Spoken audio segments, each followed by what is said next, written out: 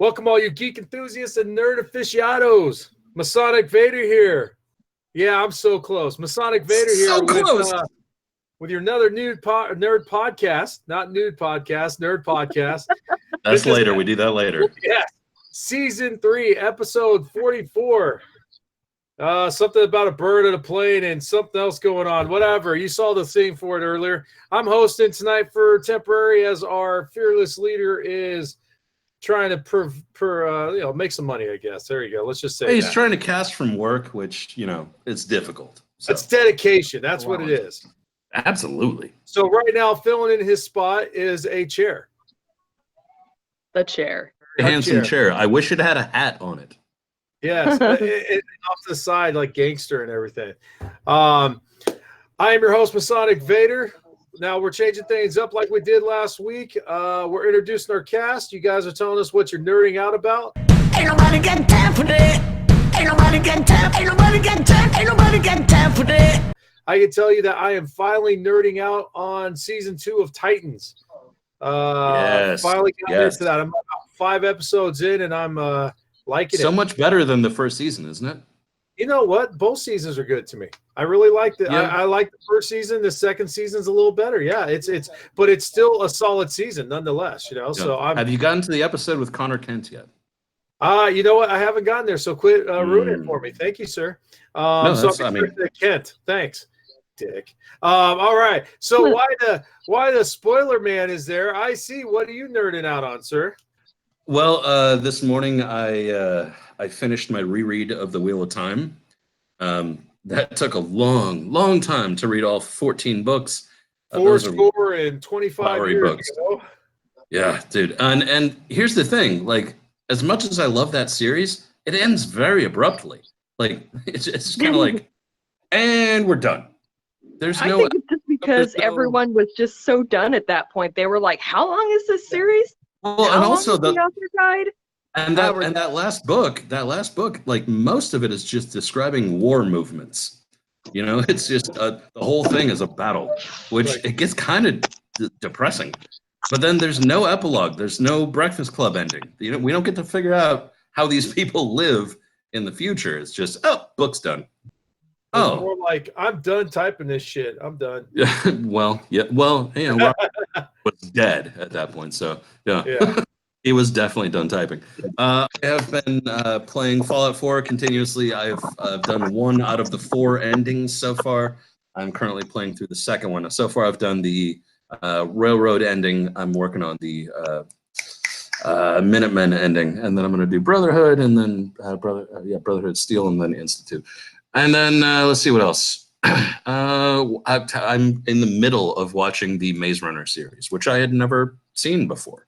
So I'm literally when we finish this podcast, I'm going to finish watching the 3rd Maze Runner movie.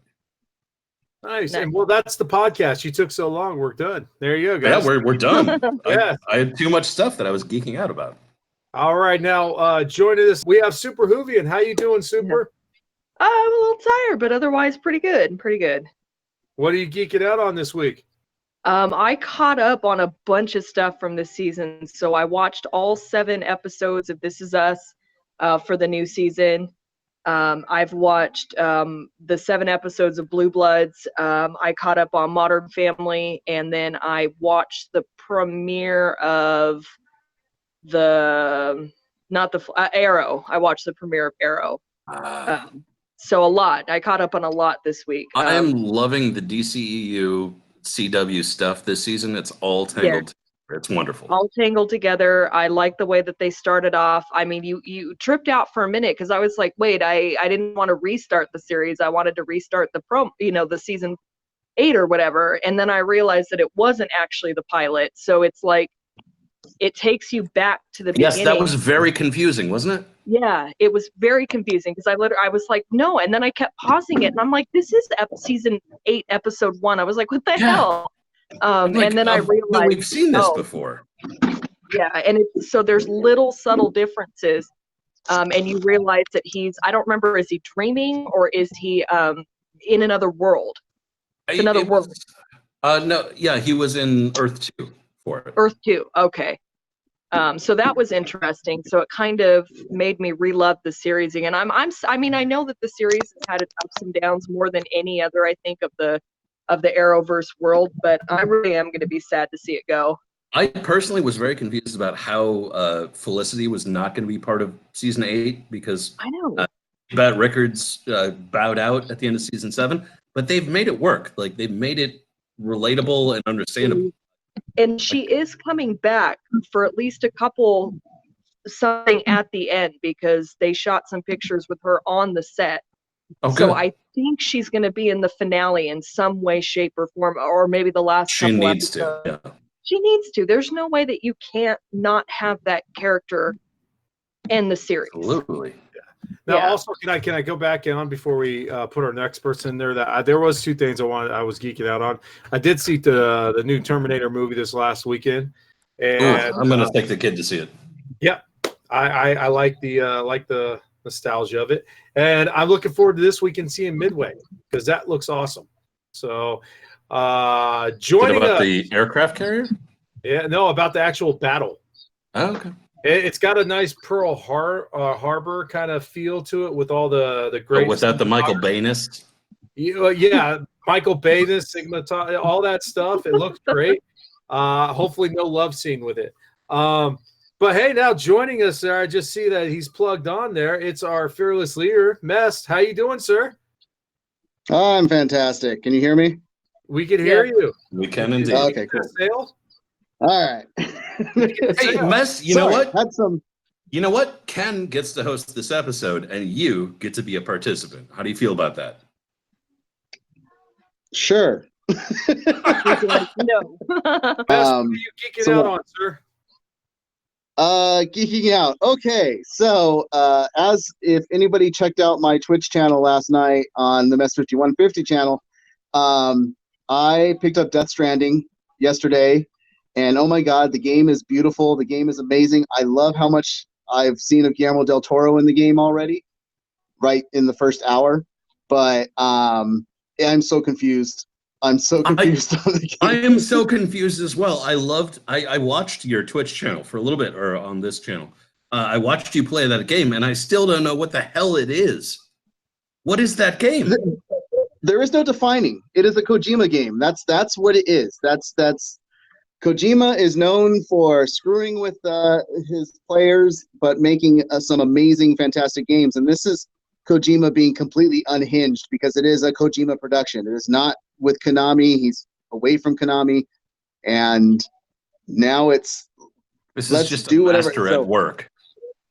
yeah, and I mean, to the point of the cinematic. So I played an hour of the game yesterday, and in the hour I did probably 5-10 minutes of actual gameplay, and still haven't really done anything outside of delivering some packages. That's what my character did. And where I say that they like to mess with you, where Kojima likes to mess with you, the packages that I deliver, if you get too many packages, you start losing balance and you start having to learn how to get your character to keep balance. Weight limitations on character carrying ability. Yep. So you have to hold L2 and R2 to make sure he doesn't fall. Ate it. You got to go as you're walking. You may start slipping, so you got to hit R2, L2 to hold your. It's Kojima. It's my That's the least reason why favorite I thing like about the open robot world in a way. games. And it's a fully open world game for the most part that I've seen so far. To the point that, like, when I first started the game, I had no idea where to walk at first because it just left you in this spot, and it was like, all right, go figure it out. It's like, all right. Yes, So, you're dropped off in the middle of nowhere, and you have to survive on your wits alone. Yeah, and it's such a confusing game. So I haven't just talked to you about this. I've talked to several people about this game, and nobody will define it for me, and that actually makes it more there's no attractive. defining. It's Kojima. There's no defining. It's beautiful. I know. The fact that nobody can tell me what the game is makes me want to get it. Yeah, it's beautiful. It's an amazing game, and it's fantastic act. I mean, it's Norman Reedus inside there. It's Guillermo del Toro in there. Mads Mikkelsen I've seen for all of like 3 seconds. Okay, So, I mean, keep naming people I love. Yeah, exactly. So I will be playing more of it tonight when I get home. So see where this rabbit hole takes me in this game. Heck, I saw Troy Baker's on the credits as well, but I haven't come across who he's playing in the game yet. So okay, speaking of rabbit hole, and I know this is a weird side jog, but me and you have a bit about watching the Batwoman series. Yes. How are you finding that? Unfortunately, because I'm unsatisfied.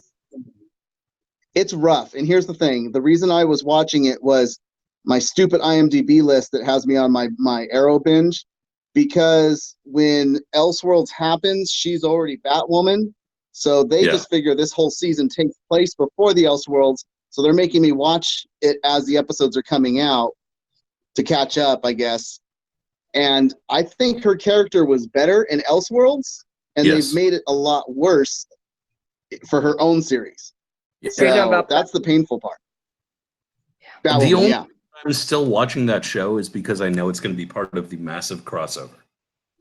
Mm-hmm. Like, if it wasn't for the crossover, I would not continue to watch Batwoman. I would. Well, these are some things that I brought up in our. Go ahead, Super. Sorry, go ahead. I was going to say I would give it till the second half of the season, because a lot of the times with freshman drama series, they listen to that feedback and the critique, and then they haven't written the second half yet. So maybe they'll pick it up and write it a little bit better. But I have not heard good things about it. You guys are not the only critics out there. The buzz on Twitter has not been strong for it. A lot of people are trashing it. People. Although to be fair, if I judge Supergirl based on the first half of its first season, I would not still be watching it. Yeah, and exactly. This season sucks, but Supergirl is a pretty decent show. Yeah, it was a good series there for a while. I am not enjoying this season. I watched this season is terrible. Season opener, and I was just like, oh no. I was like, I can't do this right now. Like I can't. It's all the tropes. It's all the stupid, dumb. Yeah, it's not written well this season. My personal opinion is that if the rest of the Arrowverse is written by, say, a college-level creative writing class, Batwoman is written by an 8th grader that's doing a book report. Yeah. And I just hope that it gets better. I mean, I see some hope for some of the characters. I see more depth getting created as it goes on. Yeah. I don't like Luke Fox because he just feels like a smaller version of the guy that plays Mr. Terrific on Arrow. Okay. Yeah, and so it feels like a lot of rehash on things going on. The one character I do love in that show, and I know that you disagree, Must, is the stepsister, who is not only a party girl but also a doctor. I find her refreshing and complicated, and in the way that the rest of the show is not. Back to the topics at hand. That is another. That's the Bat show later on. Okay. Thank you guys for Okay. Congratulations to Masonic Vader for subscribing for 22 months there on Twitch. Thank you very much, sir. You're welcome. Oh my God. All right. So, hey, since I am hosting and you are just riding the show today, let's get on to our nerd news.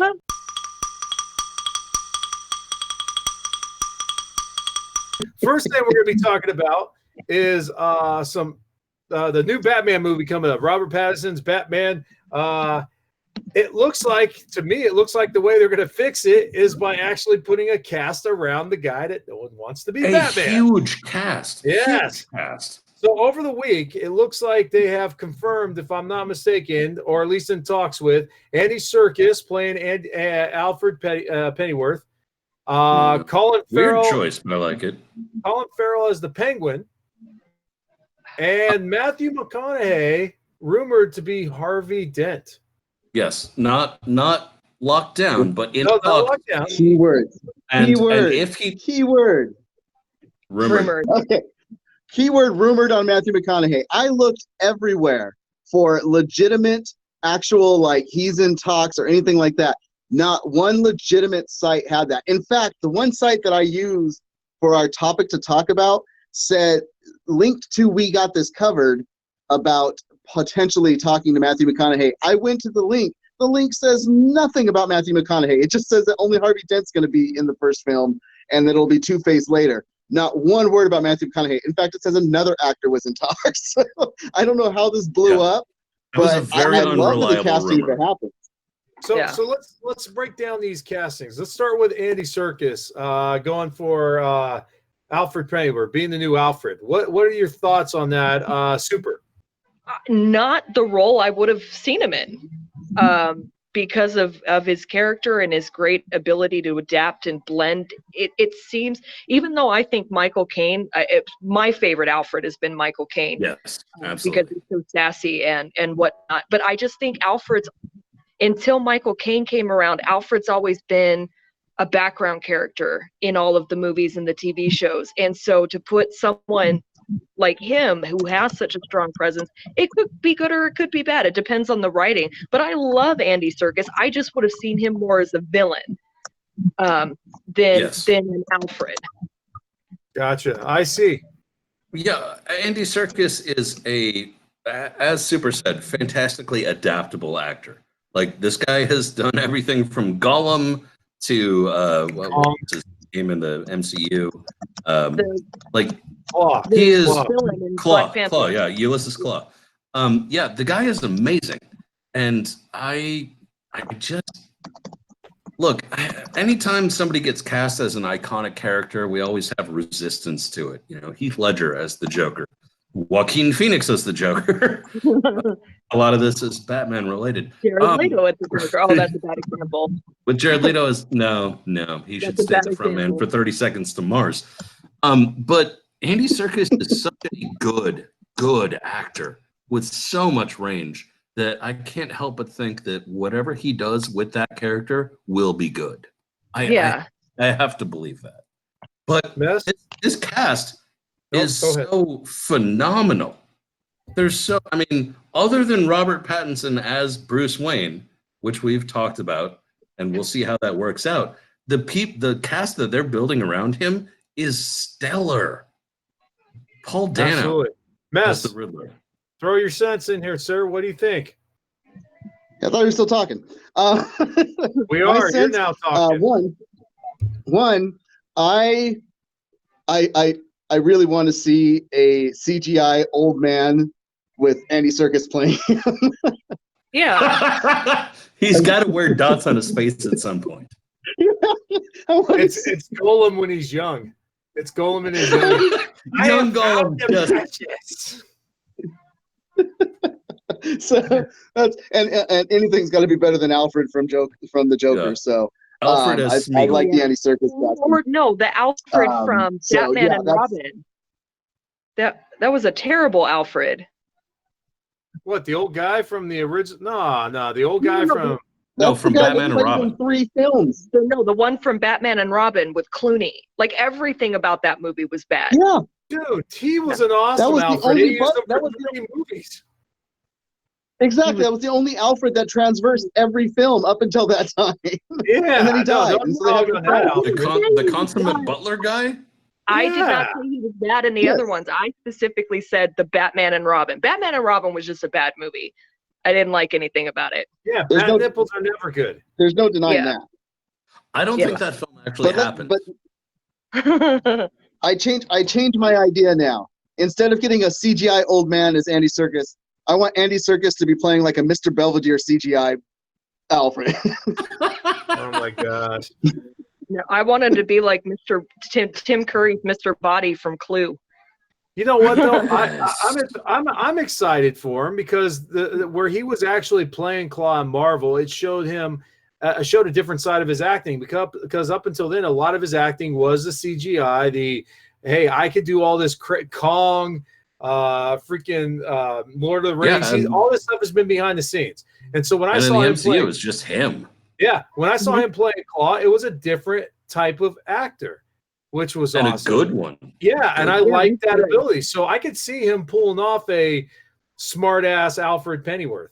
In fact, he might even get a little badass in this one since they're already having series and whatever where Alfred's I'm hoping that if he as he plays Alfred, I hope that it's more similar to the Gotham TV show, the badass Alfred, rather than just the butler Alfred. Gotcha. Yeah. Well, I'm sure it will be because this does look like they're. I don't want to say retrograding Batman, but it's definitely looking like this cast altogether is going to be a younger cast in a sense. It's going to give you that feel of younger, of years past, you know? So then after you have him, you have Colin Farrell as the Penguin. I can't even remember the last silence from all of us. No, I have thoughts, but I don't want to be the a-hole talking all the time. What was the last movie he even did? I think The Lobster. He does a lot. He does a lot of stuff, just not as big as before. But he still does a lot. He's a super talented actor. He's not just face. The guy is actually a talented actor. But when I think of the Penguin, I just don't think Colin Farrell. Right? That's exactly well, what we didn't think of that Robert Pattinson for Batman, but apparently they're going with that crap too. So yeah. I think it's an interesting pick. I think it's something outside of what we've seen of him. We've seen all different types of acting from him, but this is going to be an interesting twist. I mean, we saw, the last great Penguin I could think of, and I don't think the Gotham Penguin was that special, but Danny DeVito pulling it off was phenomenal. I think they wanted to go as anti-Danny DeVito as you could, and that's pretty anti-Danny DeVito. If you can think of the opposite man, if you could think of a man that is opposite of Danny DeVito, it would be Colin Farrell. Wait. We don't know. We don't know that yet. I mean, John Leguizamo and freaking Spawn. Enough said. Okay. I mean, you got makeup and everything else could turn him into something else. We don't know what he's going to look like. We're just thinking of his acting prowess. No, we need to know what that Penguin's going to be. His acting. I think his acting versus Danny DeVito's acting is completely different.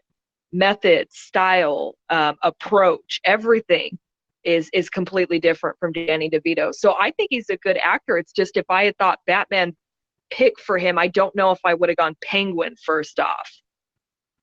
Mess, what's your thought process, sir? Okay, I love Colin Farrell. I will preach my love for this man. I love all the roles that he does for the most part. Even SWAT. I have SWAT on DVD, so but not Blu-ray. So that's telling. I'd be laughing hard if you said VHS. What was that? No, I have it on DVD. I got it on Betamax. In Bruges is an amazing film. Amazing. Was he the one that did Phone Booth? And Phone Booth? No, I don't think he was in Phone Booth. I thought that was. Yeah, well, he maybe did that. That was Phone Booth. Yes, that was Phone Booth. Yeah, that was him. I think of Kiefer, the bad guy. Yeah, for it. But okay. Phone Booth was just. It was different. Weird. It was a fun acting exercise. That's the thing is he will attempt different characters and roles. His vampire in the remake of oh god, I can't remember. That was the best part of that film. I can't remember what the name of the freaking movie is. The one where the kid's living next door to the vampire. What was it? Dark Knight. Nope.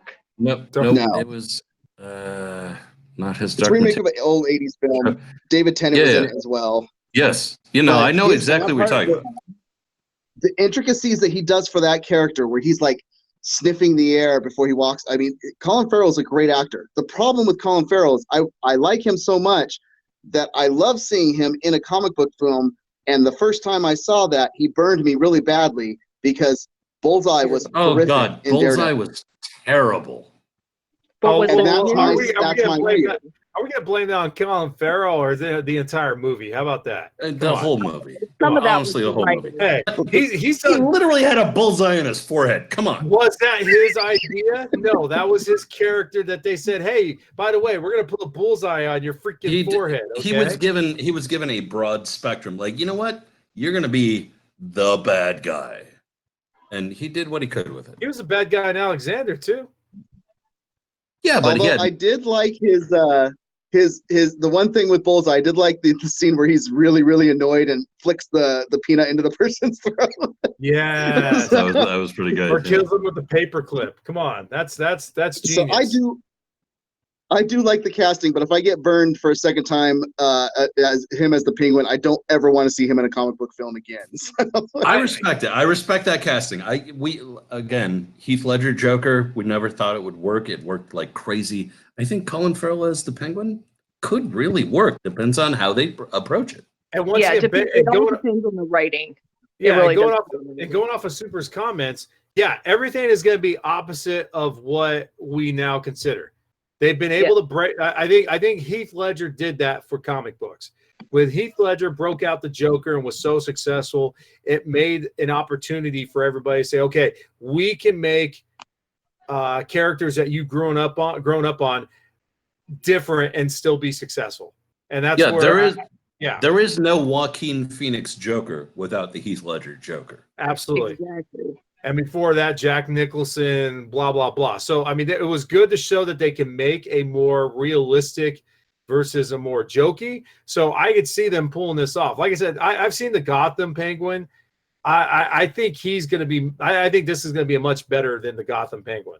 Enough said on it. I just think it's too – I do love Robin Lord, but I that's a very specific take on that. Okay, let's move on to the last cast. Matthew McConaughey as potentially My hotness. potentially being Two-Face. I think it's awesome. I think he can pull it off. Not in a romantic comedy. I think he can do anything. I don't know what it is. Like, you look at him and you think he'd be perfect in a romantic comedy, but his romantic comedies stink. I hate them all. No, they're so fun. They're so fun.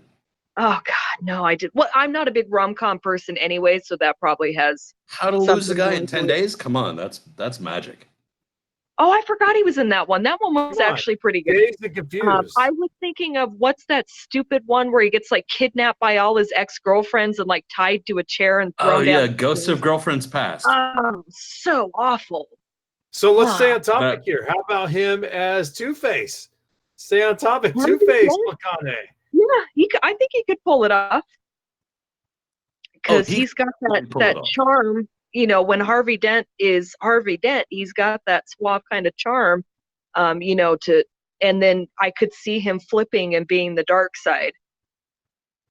Wouldn't it be awesome if the movie played and he's doing a Chrysler commercial at the same time? that's a big bull. Mess. Look at that. Mess, look at that bull. While drinking some smooth alcohol. Got some nice brown scotch. So Two-Face flips a double-headed coin where one side is scratched, and if I don't get a line of all right, I just keep flipping and it just keeps coming up heads. Then you are absolutely correct. It doesn't matter how good he is as an actor in that role. If he doesn't say all right at some point, they have failed. But they can play on the actual full thing where he can say, I just keep flipping and it just keeps coming up heads. I want him to say to somebody, you know what? You just got to keep living. LIVIN. By the way, thank you, Beacon. 12-month subscription there with Twitch Prime. Beacon, come on. You should have been subscribed for like 36 months now. I think I'm still in the lead. Other than that, if he ends up getting the role, I'm fine with it. It doesn't bother me. So yeah, he's got the charisma to play Harvey Dent, and he's got the acting chops to play the villain if he becomes Two-Face. The article that we read, Mess, you said that you couldn't find it backed up anywhere else, but they basically said they're going to introduce Harvey Dent in this film, but he's not going to become Two-Face until and if there's a second film. So we saw that in the last movies. Go figure. Yeah, seeding Matthew McConaughey into that kind of franchise thing, that's a brilliant move. All right, so Super, you got your 2 cents on this before we move on? I think he's good. I think he'll do fine if he gets cast. There you go. Short and to the point. We like it. We like it. Moving on. Our next topic. Antithesis of me. Well, this is one of my favorite types of topics. A reboot. Yay. Yes. Disney. If they haven't, so I think we had a conversation a couple weeks ago. Hey, Disney's just running out. They're just going to start recasting everything. Here's this one. Here's this one. We thought we said it all, and then lo and behold, Disney said, let me put my beer down. Mighty Ducks reboot for Disney Plus. I mean, at least it's a TV series, but come on. Why? Let's give them the flying A. It was already perfect. Something that was already perfect. Why would you mess with that? Well, how did the third one not kill the franchise forever? It was terrible. Well, If the CGI mustache can't kill a character off, then nothing's, everything's good. I mean, the only thing we know about it is who directing it. We don't have any idea who's being cast in it. I mean, yeah. are they going do to? know that no, we the got the writers, storyline. wait. That's not true. The writers from the original movie are coming back Yes. to Original writers, so- which gives me a little bit of hope. yeah. A little bit of hope. Well, Tiny little. Best, get in there. My problem is, okay, so this is why I brought this up. It falls in that vein of time frame where a reboot is allowed because, hell, if it's over 5 years, Absolutely. they think that they can reboot anything. And it's a beloved film, so once again, they think they can reboot it just because they'll bring back people. The problem I have with this is the story. I don't know how you can call this a Mighty Ducks reboot because it says that the series focuses on a 13-year-old boy who gets kicked off the junior division of the Mighty Ducks team. So his mom starts their own team, finding players, a coach, and a place to play. So Yeah, are the Mighty Ducks going to actually be the bad guys? The Because Mighty that's who Ducks they're are going to be fighting the bad guys. Yes. The Mighty Ducks are going to be the bad guy team. I hate So to it's not say this, really a but I reboot, then it sounds like it's a continuation. So that's why I'm wondering: are they going to try to bring back Is some of the Joshua original? Jackson going to be there? I hope to God not. I swear to God, he has moved so far beyond this flippin' series. Well, So maybe I need either Joshua Jackson or Emilio Estevez in that movie. well, Emilio I could think do it he- because I don't think he's working. So I think you he have a needs the better money. chance of getting that kid Goldman. What was his name? The little goalie that liked to goalie? eat hot dogs. I Oh, think the you have a chunky good one, chance of Goldberg. getting him. Goldberg. They made a Goldberg, television that's it. series about him already, right? The Goldbergs, right? No, here's my problem with this. I've seen this before. It's called The Little Giants. Okay, I saw that show. Oh, good Your call. kids were good enough to play, so they made their own team. Okay, old. Not only that, it's like what IC said. It was a great movie to start with. The second movie even wasn't that bad when you introduced different characters and put the Olympic twist to it. But what made third the one movie sucked, but whatever. what made the movies good was not necessarily the writing or the story. It was the cast. It was the they heart. generated. That cast was all these different kids you've never seen or heard about for the most part, and you had Emilio Estevez. Yeah. And then you had the other coach that plays like Lane Smith or something, another movie. Anyway, Was that one of the Skarsgårds? I don't remember. no, it's the guy that played Lane Smith, or the writer for Superman, I think in Lois and Clark. Anyways, it was just a great cast. All the kids worked really well together. They just had that great chemistry to it. And you're going to try to, I mean, I hate to take it from the movie. You're trying to regenerate that Minnesota Magic again, That's what it is. And I don't think they can pull it off. I know Disney does a lot of stuff, but man, I'm going to watch that because I love that movie, and I'm just going to be disappointed. I can tell you that right off the bat. I'm preparing myself to be upset. Yeah. It's going to be interesting. I can tell you one person that's not going to be in it. Well, maybe he is because he's not on Daredevil anymore. I totally forgot the guy that plays Foggy was Fulton Reed in it. Oh my God. Yeah. You're right. I Oh my totally God. forgot Foggy that. was in Mighty Ducks. Oh forgot. man. My worldview just shifted. Yeah. He's so. Let him be the lawyer that need backing from. Yeah. Okay. Well, speaking of lawyers, can we talk about how just garbage that plot was originally? A lawyer gets a DUI and his community is coaching a hockey team. What? This is why people have a skewed sense of what actually happens for community service when you get a ticket. Now, they think you're going to be like working homeless shelters, or they're going to be doing. No, it's picking up trash on the side of the road. Okay? Now, here's the thing. I actually grew up in Minnesota, so I can vouch for the fact that that's realistic. Is it really? Damn. Yeah. It is the Midwest. Yeah, I'll go with that. But the magic, the magic of the original series was a weird connection that they had between Joshua Jackson and Emilio Estevez. Absolutely. Well, it was mostly they wanted to hump her mom, but whatever. Yeah, and I don't know if you can recapture that. Humping his mom. All right. Well, it's on Disney Plus, so I'm sure they'll try. Disney Plus is going to put everything in our laps. I mean, okay, seriously, Disney, you have your entire film collection and Marvel and Star Wars. Did you really need to go all in with freaking Mighty Ducks? Could you have just waited on that one? Could you have given us at least they did their hockey series about kids that are rejects from other sports. I don't remember the year, but when they made Hunchback of Notre Dame into a children's movie, I was like, oh, they're out of stories. And that's a dark cartoon, though, even on the Disney side of things. Dark story. And it's cleaned up, and it's still one of the darkest movies Disney's ever made.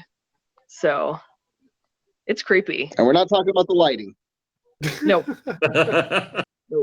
So Disney, chill the F out, please. We don't need Mighty Ducks anytime You already soon. own everything. Yes. You know what? Just take it back. Save it for second season, okay? Just make sure you have your go-to in case if it fails. You'll get your subscriptions with the Mighty Ducks, all right? I blame Mind Freak for this because we talked about the announcement of everything that was going to be for this Mighty Ducks. Yeah, I blame Mind Freak because we, as you know, Bob Iger and everybody at Disney is a huge fan of all things nerd. And so when we did our cast about all the things that were being released on the first day of Disney Plus, the biggest thing that Mind Freak had to talk about was the Mighty Ducks cartoon and how excited he was that he was going to be able to watch Mighty Ducks somewhere. And they saw that and they said, holy crap, for the millennial that plays video games on Twitch and wears an anime wig, we need to make this show. Like, oh. Yeah, the Mighty Ducks cartoon, that really didn't happen. Damn. They heard Donald Mind Freak, and they're like, Donald Duck and his little cousin, nephew, whatevers. Okay, they're all related. Those are the ducks we need to see, all right? Dang it. Moving on. Oh, this one hurts. Moving on. Because I'm the only Soups fan on this entire channel. I don't hate him. I just don't like him as much as okay. Anyway, so news in the comic book world. If you didn't think things couldn't get any stranger or more ignorant, I'm going to use the big word there. Ooh, Superman is losing his secret identity. Good. What do you mean good? Every superhero, for the most part, unless you're in Watchmen, have a secret identity. No. They have every superhero has a secret identity. They keep them family and them safe, and so they can try to have some type of life on the side rather than just walking around all day with a freaking cape out, right? Why? I'm against it. I love this. Of course you do, because you're a Batman fan. No, I'm mostly a Marvel fan. So, okay. But I feel like this gives them so much more opportunity for good storytelling. Like with Superman out, once the world knows that he's Clark Kent, they have so much more possibility of what they can do with that. Like this is going to lead to brilliant writing. And I don't know why you would dislike that. Because I can already tell you one of the first things that's going to happen. His identity will come out. He'll be at the Daily Planet, and someone's going to attack the Daily Planet because he's there. Of course. Come on, you're telling me that they're going to have, it gives them an opportunity to do really. No, good I mean writing they're going to do the obvious easy tropes real quick. And then they're going to get into some actual real storytelling. Like they're going to get into things where he has to actually deal with the fact that people know who he is and how that's going to affect his family, how that's going to affect his life just in general. It's going to be really good storytelling. When Superman died in '92, that was a huge thing, but it led to really good storytelling. Mess, go ahead. So this is Brian Michael Bendis that's writing this. This is the first big story that he's really bringing over to DC. It was a big get him over in DC. I love Brian Michael Bendis. There's a lot of people that don't like Bendis for his writing, but I loved Powers. I loved pretty much everything he did over at Marvel. He created the Ultimate line, which really skyrocketed Marvel in the 2000s. But he mentioned some stuff with this story, and he said he took it to him, and he had to like fight to be able to do this. Like everybody was like, "Oh, this is going to affect my story." But what you're saying about how it's going to affect things, it's going to ripple throughout the entire universe.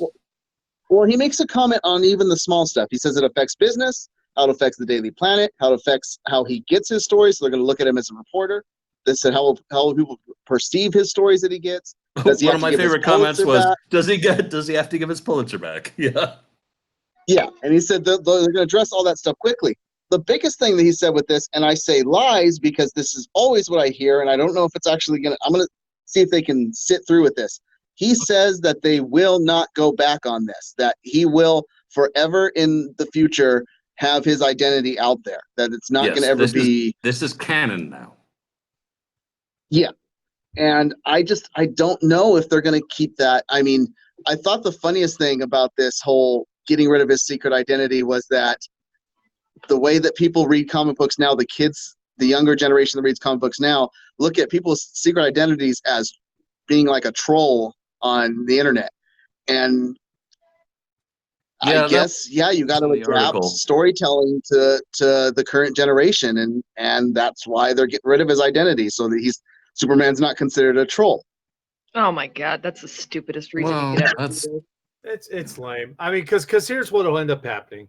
You'll get the attacks, and then you'll start getting, and I don't know, it almost seems like he's pulling from Marvel too much, because it's the whole, hey, we need to know who every superhero is now. We got to register every superhero. Batman needs to tell us who he is. Sokovia Accords? Really? No, seriously. I don't think it'll go that far. I think eventually they will lead that way, though, because you're talking about how many stories can you have? Because I'm thinking, the effects of his work at the Daily Planet. He's probably not going to work there anymore. Who knows? I don't know. But I mean, it's just going to affect. He's absolutely going to still work there. That's how comic books. Why not? Yeah, he's had a superhero. He's had a secret identity since day one, and now they're getting rid of it. Who says he has to work at the Daily Planet anymore? I mean, that's kind of like, that's my part of it that kills me. Because this is part of original Superman. This was part of his character. This is what literally started. Okay, so Masonic, I have to ask. Are you against this because it's against how the character was written originally, or do you think that it's going to lead to worse storytelling? Because I think that it's going to lead to better storytelling, and I'm in favor of that. It's twofold. It's one, yes, it's going against, like, it's kind of like the same thing where you're trying to change. The character as a whole, from gender to wherever, from planet, wherever they're from and stuff. It's changing the original. The other thing is, though, is it really going to be storytelling? Because how many times? No, wait. Let me finish. How many times have they talked about why you have a secret identity, and then they start listing the reasons? Okay, that's exactly what they're going to do. They're just going to look at this list that they've had for the last 70 years and say, okay, let's take that one off. Let's take that one. I mean, we already know everything that's going to happen. All they're going to do now is just put it on. No, we don't. No, because those writers are brilliant. And they're going to take this and use and make nuance out of it. They're going to do things that you would not expect because they are that good. That's why they're the writers of that. The fact that he is going to be exposing his identity to the entire world is going to lead to whole new avenues of storytelling that they would not otherwise have available to them. And I think that's really smart. The fact that this writer took it to the entire Warner Brothers board and they said, you know what? Yeah, you know what? We can see that. We can see where you're going with this and we approve. That means that there are people that are in charge of this that approve. But is it going to just end up being stories of creating people that have animosity? Because I hope not. I don't think so, but I hope not. No, that's what I fear is going to be the focus. Those writers aren't that dumb. I know they're not. I fear that the focus will end up being that, where it's like, let's show how the public would react to this and the animosity that they would have for, and really focus on that, because that makes a more compelling story than just, and that's my only fear with it. I have no qualms with it. This is a big shift for DC. There's an easy, dumb, simple way to go with it, and I trust those writers enough to not believe that they're going to do that. That's my opinion. Once again, like I said, I'm against it because it goes against everything that superheroes are about. Like that's every superhero has the alter ego to be able to keep themselves in plain sight without giving up who they are. And granted, a pair except for all of Marvel. What's that? Except for all of Marvel. Well, portions of Marvel. To everyone is in Marvel. No, portions of Marvel. You know who portions are. He's right. We don't know. Not everyone knows everyone. The thing, DC, Peter but Parker, he's right. If you go on, yeah, but if you go on the DC aspect, he's right on the DC. For the DC fans, DC still everybody is under their secret identity. So that's true. The only one that's out is Oliver Queen and Arrow, but he don't count. He's TV. Okay, but like, how does a massive ripple like that not create better storytelling?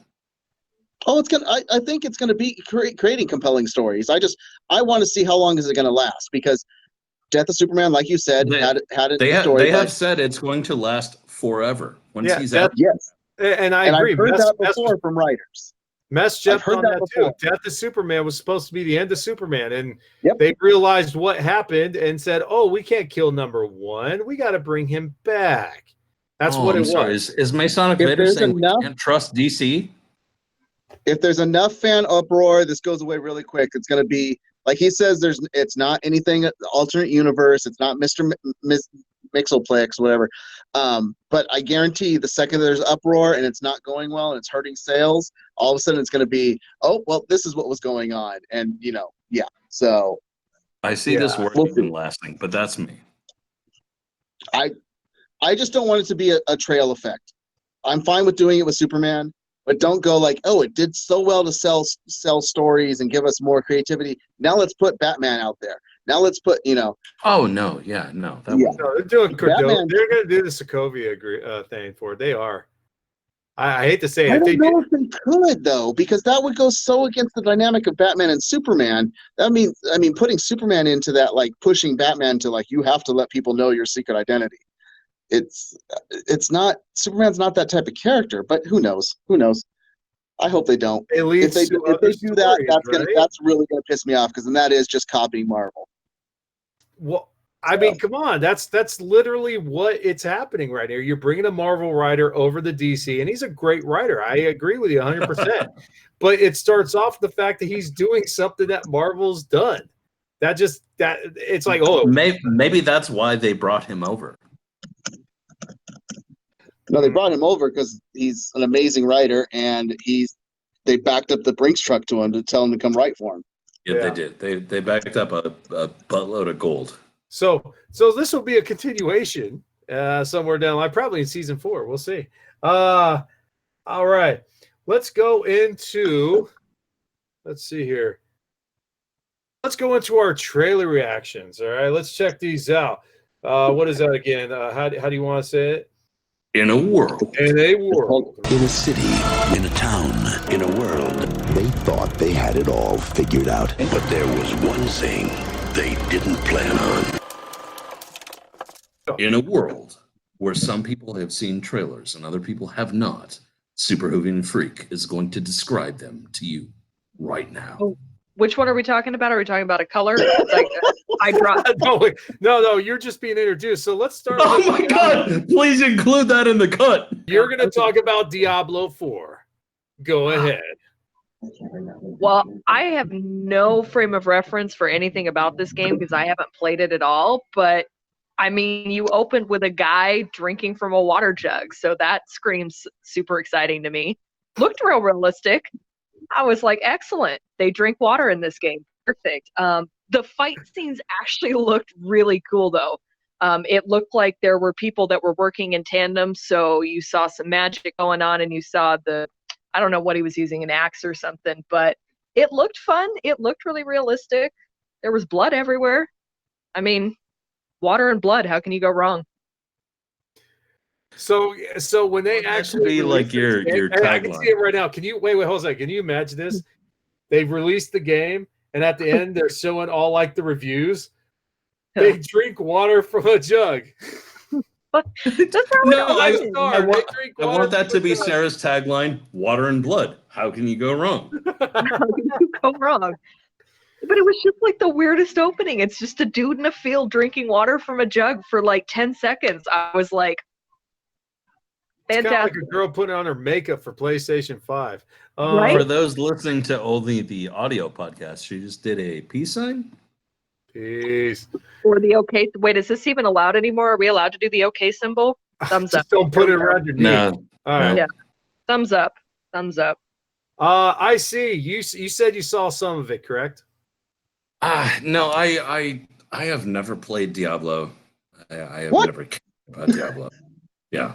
No, I have had friends that did it, and a mess told me that it was like a 9-minute cinematic movie, so I skipped that. So I'm a much forgiving host because when someone said they didn't watch, I don't know. It's the one thing that I did not do.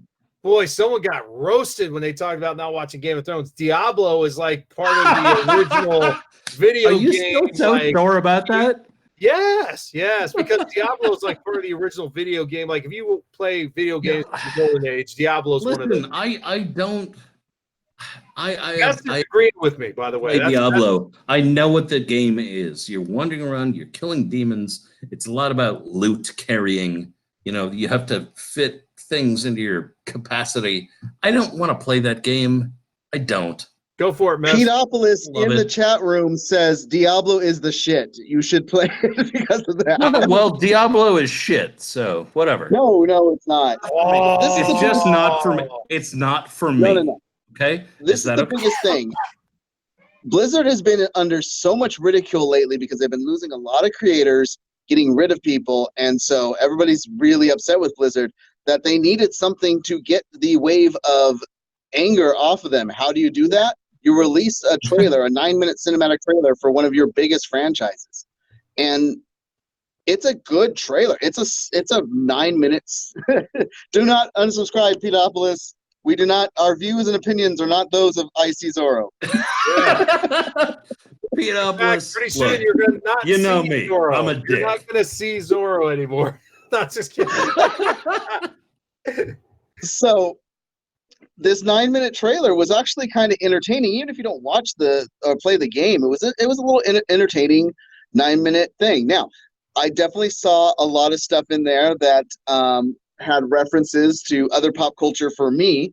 One, when you see the demons chasing after everybody, it looks like they are in Lord of the Rings with the orcs chasing them. Oh, okay. Yes. Then the main guy that's trying to save the guy at first that has the patch on his eye, I got a Game of Thrones vibe that he was the dude with the flaming sword. Looks just like him. Yeah. We got a Fifth Element vibe in there because he's trying to figure out what to do because he's the light. Yeah. And then you get your Hellblazer Event Horizon scene of the whole at the end telling him to summon. It had a very, very like get us to hell Event Horizon Hellblazer scene to it. So there was a lot of like curtails to that. And then if for nothing else, just watch it to see a new meaning for blood curtains. So oh Jesus. Well, my mind is the dirtiest thing possible right there. So, but no, it does make me excited for the game. It's a really good cinematic trailer. Even if you hadn't played the game before, it's a cool little 9-minute movie to introduce Lilith. That's basically what it's doing. I was mentioning this in the pre-show and everything. My only concern is that typically when you see these really awesome 9 and 10-minute trailers, that they put too much in the cinematography and not enough into the game. Like that's that's more pretty than good. That's what killed me with the Final Fantasy series as time moved forward, is there was too much of one versus the other versus the mix that they had. So I'm very excited to see that they were able to reincarnate the series and bring some new life to it. But I am kind of concerned that they might have put too much into the cinematography. I want to see the actual gameplay before I get super excited about it. But I am excited because I can only take so much listen to World of Warcraft. Because of this, there is actually a lot of gameplay trailers. there's a lot of gameplay out there now showing from IGN and all the different companies showing it. So it's Diablo. It's going to be the same type of stuff that you got from Diablo 3 and 2 and 1. It's a dungeon crawling game where you go and you kill stuff and you try to get to the next level of health. You're going to try to figure out where to fit stuff in your inventory. It's good. It's exactly what you want it to be. It's an RPG. It's a dungeon crawler RPG. It's what you expect of it. But it's a super popular series. Diablo 3 was one of the most highly sold games of all time. So to get a fourth one, as opposed to just an attachment to the third or something, is a nice thing to get a full new game. You know what the other thing I like about it, though, too, is it's a new game. And I'm going to give Final Fantasy credit about this because they had to re-release one of their best games of all time to kind of get themselves relevant against versus, hey, we're just going to make a brand new game off a series that's awesome. That's what I like about it. It's a brand new take to the game. So we have one other trailer out there. And let me go back to this really quick. Oh, because we have to get our gratuitous, and I get to have my end of the year thing. Nick Cage. Yes. We got our gratuitous Nick Cage. We have to. Thing. Yes. Yes, have to. There's a reason that we have to talk about this trailer, though. So go ahead and introduce the trailer. I'll explain why we have to talk about it. Nick Cage's Color Out of Space. Ta-da! Mess, take it away. I still don't know what the hell is happening in this trailer. I have no idea what's happening. Wait. Before Mess could start, Super, give us your thoughts. Yes, please. Why did you end what could have been a relatively cool, kind of weird trailer with Nick Cage's lame voiceover going, the color. The color. And I'm like, that's how you end what could have been like, because you're right, that trailer made no sense whatsoever. It introduced. Describe it to us, please. Well, what is it? Was it like Men in Black? There's a meteor that crashes into a yard and disappears. It's H.P. Lovecraft, so you know it's going to be weird. And then, like, all of a sudden, all of these people are, like, being infected with this alien color, and it's, like, paranormal. Oh, not paranormal, but what's that TV one? X-Files? I can't remember the hell. I want to hear it from you. The one, it starts with a P, but it's not paranormal. It's not phantoms. It's Yeah, move on to the next part. Yeah, so it's a weird crossover, and I didn't read the book, so that probably didn't help. But I just thought the ending of it was lame. How was it lame? Well, with that lame voiceover, took out all the creep factor and just left you with a lame Nick Cage voiceover. How about I think my favorite part of the trailer is where it looks like he's got some kind of gun and he does his face off scream. Oh, John! You know, I wanted John Woo doves to fly past. Yeah, I did like the creepy little kid. I actually think that kid's going to be super creepy when he's just sitting there whistling and she's like, "What's going on?" And he's like, "Shh," and they focus on his lips or whatever, and then he's like, "He's talking to me." So that was kind of creepy. So I mean, using little kids as a creep factor is always a good idea. Yes. But then when she's that's a Stephen King thing. Yeah. Stephen King, yeah. And when she's washing the knife off in the sink and then all of a sudden everything's being overrun with the blood and you don't know, is it really happening? Is it a vision? That was kind of cool flashing between the two.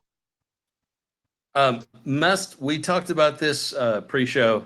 Who was your favorite surprising actor? Okay, well, first, before I get to that, the reason we're talking about this trailer is we brought up this movie when we first heard it announced that Nick Cage was doing an H.P. Lovecraft story into a film, and we talked about brilliant and a weird combination.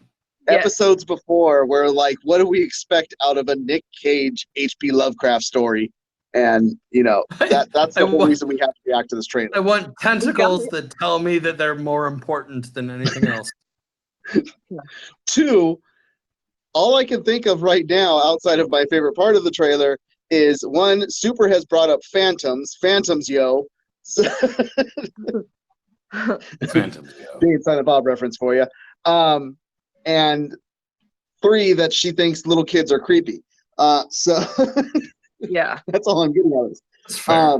But no, I love that not only does he appear in the trailer, but he actually gets a name credit on the trailer. Tommy Chong is in this, playing a tripped out drug guy, so not far off. What? No, he's Tommy Chong is not. playing himself. No Yes, way. Cheech is He's being got, there like, rolling. He's like hippie eyes out with paint on his face. and He he's is talking painted about up like the like he's playing Native American cosplay. and then you can't forget the other great line, the color. It was like pink, but not really. It was But some not other really color pink, I've like never- some color that was like blowing our minds. Yeah. But it was like a color I've never seen before. It is and the I'm like, dumbest shit I've ever heard. Ever. poor guy. I have read a lot of bad fiction, and this is the dumbest thing I've ever But the heard. best thing about it is Nick Cage really is selling it. Despite He's selling it so hard. I know. I mean, it was Hard up for the you money. could have asked for in a Nick Cage led H.P. Lovecraft. So You're Oh. gonna go in expecting Con Air or what's Arizona? Con Air on acid. Yeah, it's gonna be just Nick Cage. It's the bees on acid is what it is. Mixed in with a little Cage face literally off, just taking acid. with some of the acting from Con Air. And we wish it was the Nick Cage from Raising Arizona, but obviously he doesn't have that much hair. No. And he's also about 100 pounds heavier. Also, Also, the it amount was of written by llamas the in this Coen trailer brothers, is and that was insane. a fantastic movie.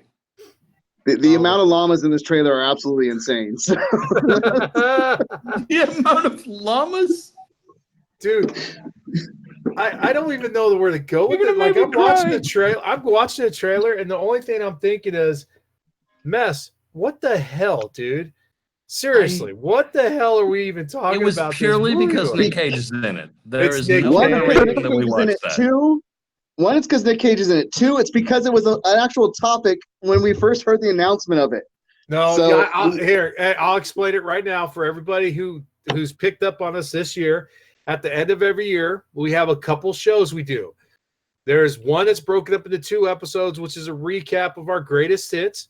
And then the third part of it is every time we reference Nick Cage. Nick Cage there's another counter. one. So what it is we usually have a couple guys on here a lot. Big Papa Matt and Beacon. Well, they haven't been on as much, and they're huge Nick Cage fans. We haven't said Nick Cage's name more consistently than today than probably the Jesus beginning Christ, of the year. you put like 40 of them into this cast. Yes, he had to make up for this show. He had to, or there was going to be no Nick Cage episode. He is the worst. I hate Nick Cage. But you know what? We talk about him so much. Nick Cage. It's like- impossible not to Nicholas find something. Coppola. It's impossible not to find something about him to talk about because it is so out there. Whatever he does, He's a or very something. interesting man. I'm getting Yeah. to a Yes, point he is. now where if you've seen Teen Titans Go, I want to say his name like they do Slade. Nick Cage. Please stop. Please stop. Please stop. Now wait a minute. You just said he's a very interesting man, so now I want to see a He's drink a up very between interesting him man. and the most interesting man. Hell, In the- let's get him, Chuck Norris, and the most interesting man all just battling drinking against each other. I can already tell Yeah. you he's going to win. The most interesting man. You know why? He's the only red shirt that's lived in Star Trek. It depends on what they're drinking. If it's Dos Equis, then the most interesting man in the world is going to win. yeah. And everybody else. And Pedopoulos says it was the best Ghost Rider ever. Ever. I will fight you. Hey, dude, we're lucky we're still on there after you sat there and said, well, I've never played that game before. Yeah, well. It was an interesting blend. It Hey, do was. you want to continue to host and like finish off the podcast? Yeah, let's finish this podcast off. It's been I a love you, wonderful Ken. night. First of all, I want to say thank you to our host site, Malice Corp. We didn't do that at the beginning. Malice-Corp, thank you guys so much for running the Twitch hour. I know everyone came over to Twitch to see our show. We want to thank you guys so much for letting us do our weekly show. Where can we follow everybody? I see Zora. Where can we follow you? I am at ICZoro on Twitter, Instagram, and PlayStation Network. And I think you're on Twitch now because you're going to be playing Diablo, right? Oh, never once. Never going to do that. Yeah. Super. I will where stab can we, somebody. Super, where can we follow you? You can follow me on Twitter at SuperHoovianFreak or SuperHoovianNut, and you can follow me on Instagram at SuperHoovianFreak. And so I've been pretty active on there lately. So please come talk to me. Yes, it is an awesome. She is a Twitter very page. good follow if you've ever followed her at all. So much fun to watch. Mess, where can the peeps follow you, sir? If you want to follow me, you can follow me on Twitter at @Mest_Malice Corp or on Instagram at Mest5150, along with my YouTube channel, Geek Guidepost, if you want to see my further adventures of random stuff that I go out and do. And before I say my stuff, let's throw in this little shameless plug since we're in November. Next month is December. Of course, we have a great holiday comes around where you want to buy a bunch of stuff. Go to our website, go to the bottom, and you'll see this little Amazon logo. Click on that logo and go shopping to your heart's content, because since we are getting ourselves going, all those little things that you buy off of Amazon through that link will help support our crew and help us get, who knows, better lighting, maybe some CGI to take care of some of this missing hair that some of us have. I think And, better microphones would be a good thing. Yeah, microphone would be good too. Yeah. So you can follow me Better at host. Masonic. Better host. Yeah. Yeah. We have one tonight. You know what? Nick Cage will do anything and everything that's sent to him. So help us support Nick Cage and have him come host the show. If we can raise $25, we can get Nick Cage to host this podcast. Oh my God. You know what? Let's go for 50 so we can get a season long of the Cage. Sure. Bess is about to cry right there. You can, Pete, thank you so much for showing up to the show. We appreciate you. Yeah, and he says buy some Diablo merch. You can follow me at Masonic Vader on Twitter and Masonic Vader 71 on the PlayStation Network, or vice versa. No, it's vice versa. PlayStation Network, whatever. You can figure it out. You're all grown adults. Thank you guys so much for showing up. This was a great cast tonight. We had a lot of fun. We'll see you next week. It'll be our season finale. So please join in. We might have some extra people, a lot of fun, and we will bring the thunder with maybe a couple adult beverages. Yes, we will. Yeah. Except I see you cannot. Except because me. you have to make it I'm through not the whole allowed. cast, right? Yeah, no, I have to actually be awake for the whole thing. Thank you guys so much for showing up. Thanks you for following. And you guys have a wonderful night. Stay nerdy out there. Keep nerding on. Peace. Carry on.